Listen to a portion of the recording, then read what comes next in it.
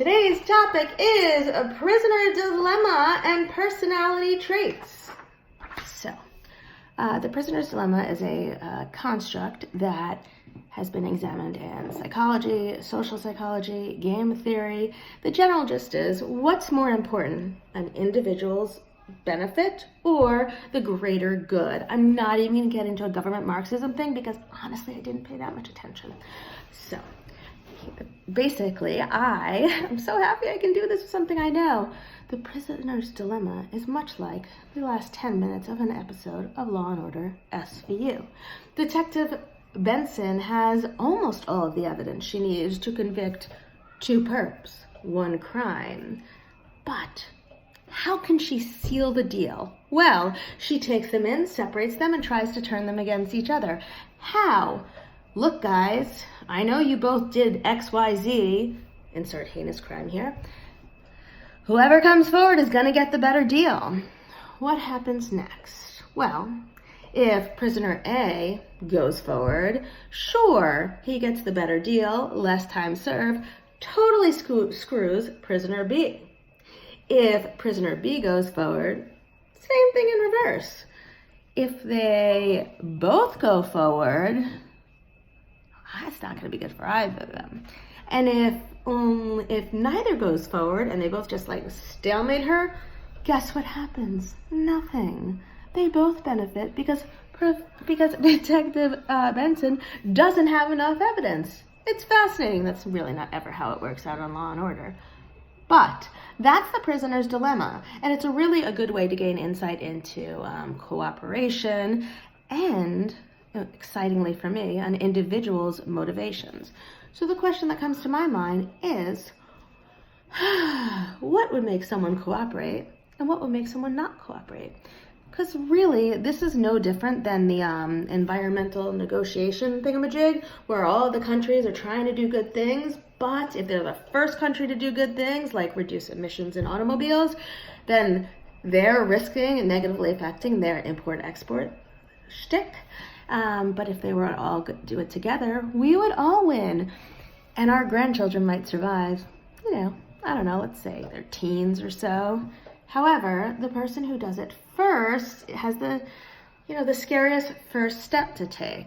Similarly, as I attempt to record it, my 2 children are fighting downstairs.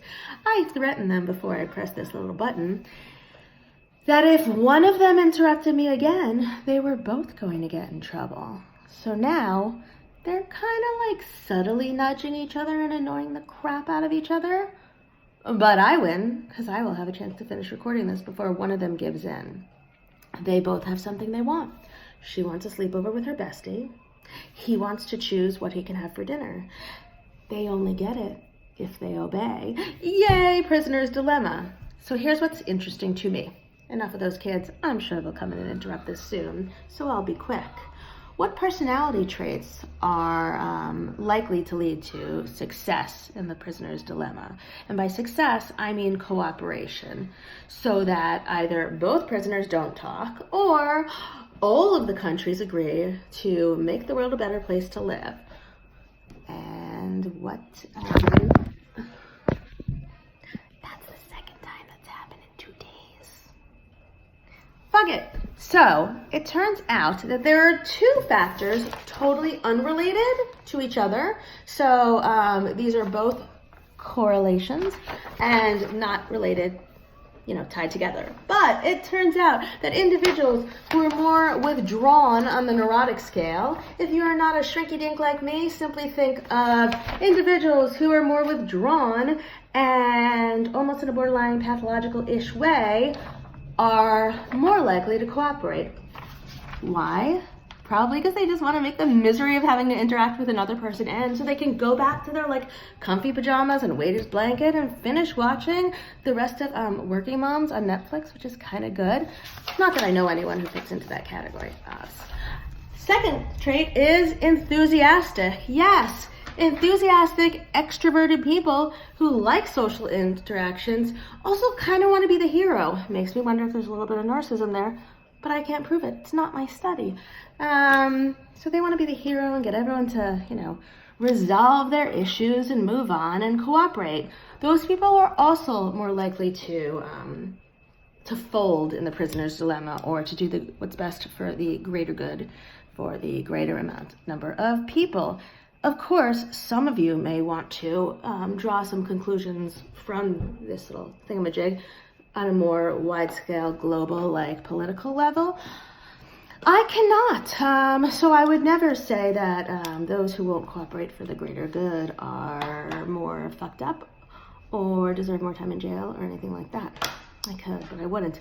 Instead, what I'll say is, next time you want to find out more about your friends, family, children, or enemies, discuss the prisoner's dilemma with them, and you will find out that the greater good for the great amount of people, although it seems to be a good idea, particularly in these shorter term, shorter scale things, a lot of people have difficulty holding their tongue or holding out or sitting in that unknown.